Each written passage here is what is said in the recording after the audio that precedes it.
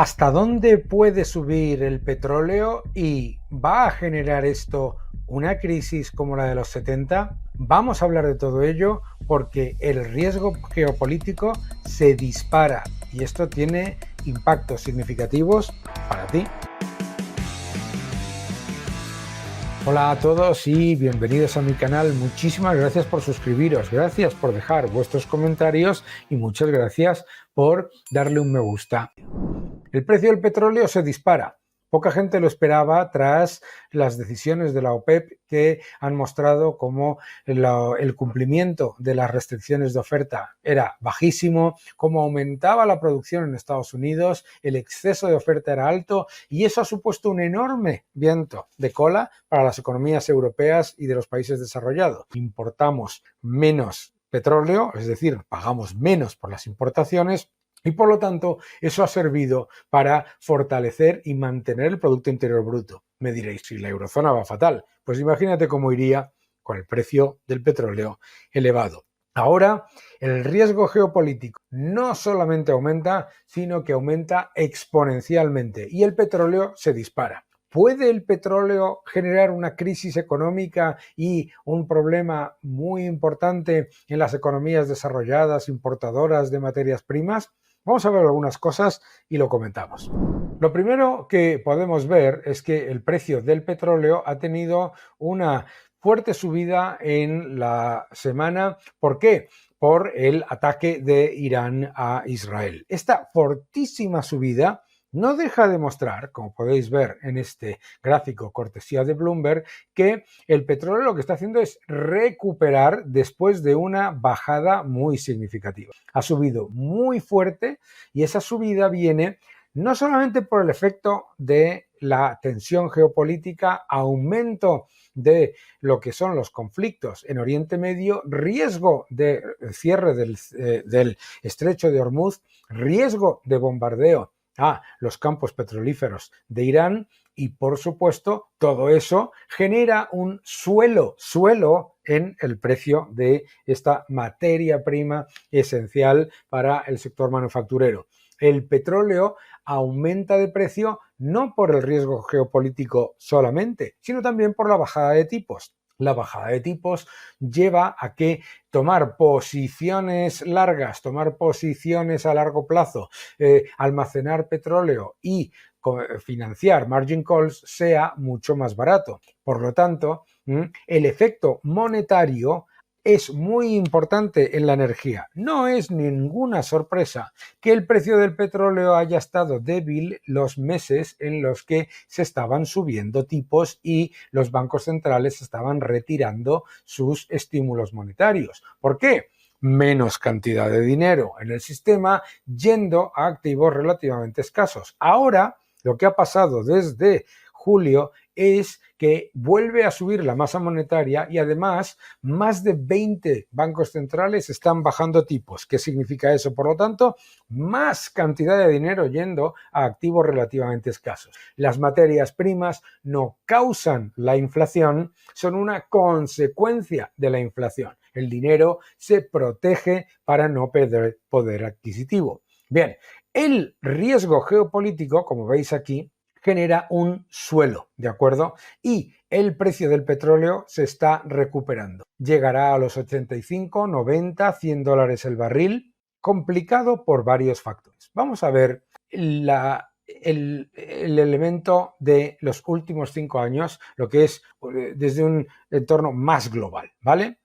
En lo que fue el periodo previo a la crisis de la guerra de Ucrania y la recuperación después del COVID, lo que hemos visto ha sido que el precio del petróleo ha estado cayendo y cayendo de manera significativa. Con el COVID cayó mucho.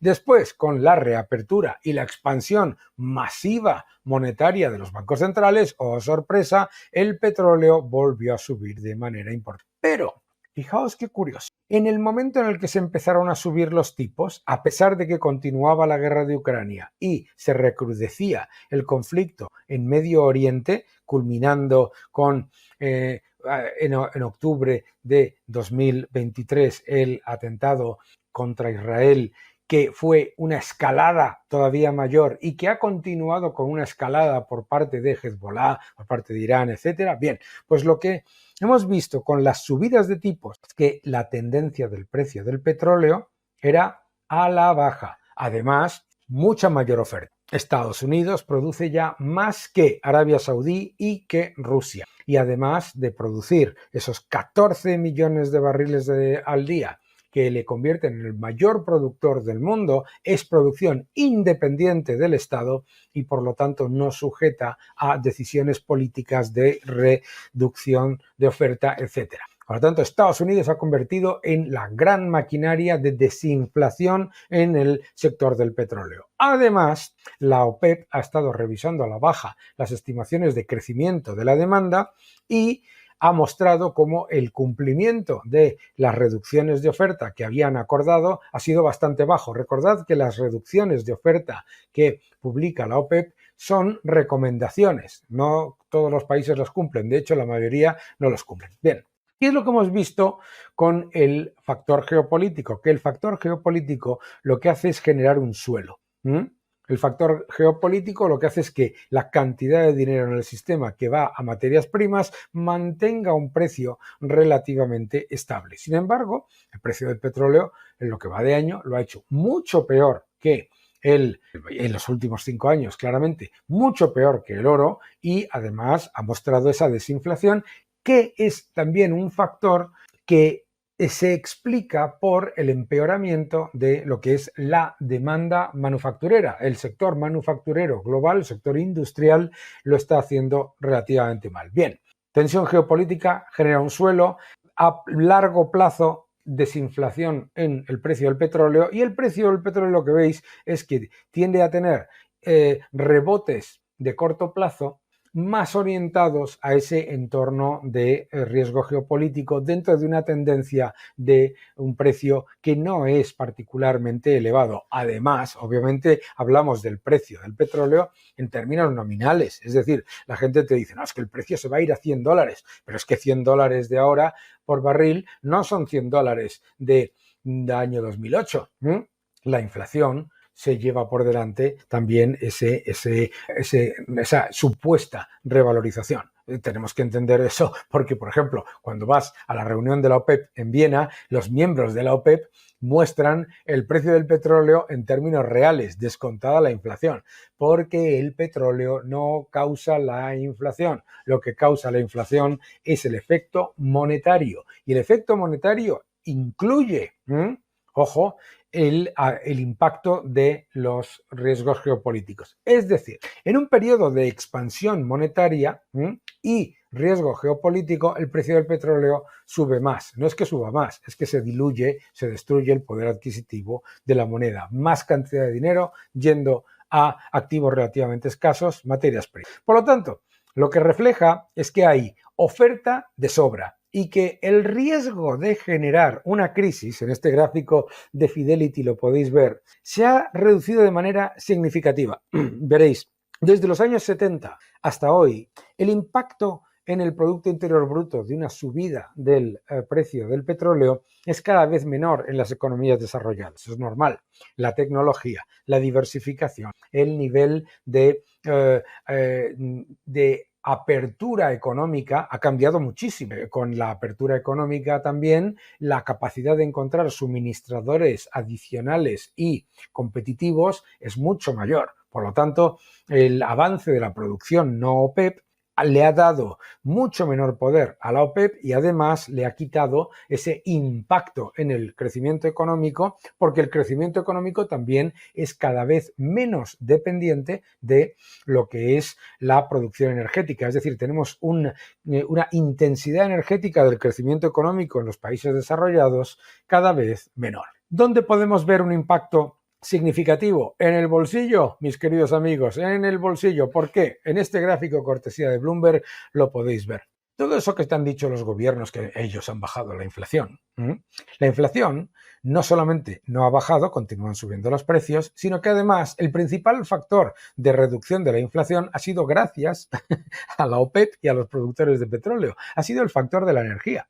Entonces, ¿qué es lo que pasa? Ahora que está subiendo el precio de la energía, resulta que nos va a salir más cara la gasolina, el gasóleo, no solamente la gasolina y el gasóleo, sino también los productos que necesitan de gas natural y que necesitan de petróleo para llegar a nuestras mesas o a nuestras casas, ¿no? Que no son pocos. La alimentación, entre otros. ¿En qué nos afecta también? No solamente en el bolsillo, sino que nos vamos a encontrar con un entorno en el que ahora los bancos centrales han decidido bajar tipos. Por lo tanto, resulta que el impacto que hubiera tenido este efecto geopolítico en un entorno de contracción monetaria, es decir, de bancos centrales más prudentes con la política monetaria, habría sido menor. Entonces nos va a costar más y va a ser más complicado. Ahora, la probabilidad de generar una crisis, bajísima. La probabilidad de que se cree una escasez tipo años 70, bajísima. El mercado de petróleo está magníficamente suministrado. Que no te cuenten películas con que falta petróleo. Sobra petróleo por todos lados. Y hay oferta suficiente. El precio al que se está vendiendo es un precio que, además, este precio que sale en los titulares y el mercado no es al que venden los productores. La cesta básica a la que venden los productores de la OPEP está prácticamente $10 por debajo, un poco más, y la cesta básica a la que venden la mayoría de los productores es mucho menor. El precio que tú ves en estos titulares es el precio marginal. ¿Cómo nos afecta también? En nuestras inversiones, en nuestro crecimiento económico. Es decir, los países como la eurozona, que han tenido un viento de cola gracias a la bajada de los precios de la energía, los países de la eurozona se van a encontrar con precios más caros y van a tener que importar a precios. ¿Impacto en la inflación? Puede ser importante. Tenemos que ver cuál es el reflejo al final, porque ya sabéis cómo se calcula la inflación, con un poquito de alegría para siempre ayudar a los gobiernos. Pero, ojo, a ti y a mí sí nos va a afectar en la gasolinera, en el gasóleo y también en la electricidad y también en la alimentación. Que te intentan vender este concepto de la descarbonización, pero la realidad es que incluso con ese proceso de transición energética que está haciendo que el crecimiento energético sea cada vez menos intensivo en energía, con todo eso y la tecnología, etcétera, todo eso maravilloso que está ayudando, las renovables, lo que quieras. Otro efecto importante, amigo, que hemos hablado del petróleo, pero es que no hemos hablado de las otras materias primas esenciales para el sector de renovables. Acompañadme, vamos a verlas. Vamos a verlas porque estas también están subiendo de manera muy significativa.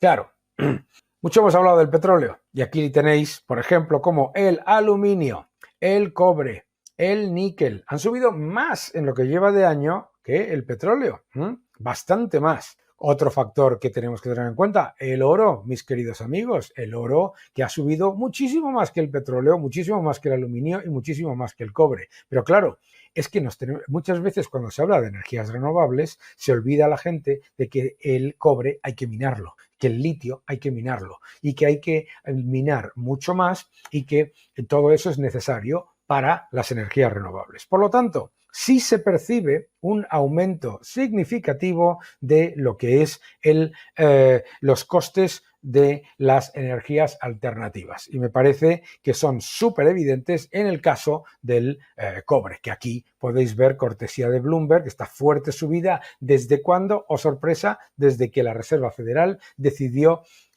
empezar a entrar en pánico y retrasar su normalización del balance. Ninguna sorpresa en ese sentido. Creación mayor de dinero, destrucción del poder adquisitivo de la moneda. Es importante entender este efecto también porque el precio de los alimentos, oye, pues hay que prestarle atención, porque el precio de los alimentos es algo que ya nos debería preocupar y nos lleva preocupando unos cuantos años y ha estado reduciéndose en el índice global en los últimos 2 años de manera significativa y, sorpresa, también ha repuntado en el momento en el que la decisión de la Reserva Federal de entrar en pánico y empezar a parar su normalización de balance, y después con con el final de la subida de tipos y el comienzo de la baja. Es decir, que el proceso de reducción del precio de los alimentos, que tampoco nos ha sido tan importante luego para nosotros, es decir, nosotros no hemos visto en nuestra cesta diaria una reducción del precio de los alimentos como la del índice global. Recordemos que estamos mirando los precios de las materias primas globales, ¿de acuerdo? Los países europeos, entre las trabas burocráticas, las trabas regulatorias y los aranceles que se le ponen por cuestiones, entre comillas, medioambientales, que significa que pagamos más por los alimentos que importamos, nos va a costar más. Por lo tanto, el riesgo está en la inflación, el riesgo está en el crecimiento de los países más desarrollados que son a la vez importadores, y el riesgo de una crisis es muy bajo, y el riesgo de que el precio del petróleo se dispare a precios absolutamente desproporcionados también bajo, porque está cambiando dramáticamente la dinámica entre producción y demanda. La demanda es cada vez menos intensa en los países de crecimiento, incluido en China, aunque lleven a cabo un plan de estímulo, ojo, y por otro lado la oferta es más que alta. Por lo tanto, riesgo de crisis bajísimo, riesgo de que haya un repunte inflacionario, o desde luego que nosotros percibamos en nuestro bolsillo un repunte de los precios de los materiales y de las materias primas básicas y de los alimentos, significativo. Y desde luego una evidencia de que los bancos centrales se han puesto a bajar tipos demasiado rápidos, creyendo que la inflación estaba bajando gracias a sus maravillosas políticas y que se había controlado cuando todavía no estaba del todo controlado. Por lo tanto, varios factores a analizar que seguiremos viendo, porque hay que ver cómo se mueven las distintas partes, y lo que hay que ver es qué es lo que va a ocurrir con la oferta, qué es lo que va a ocurrir con la demanda y cómo evoluciona ese riesgo geopolítico que, repito, no solamente no se ha estabilizado, sino que está aumentando. Que no os engañe.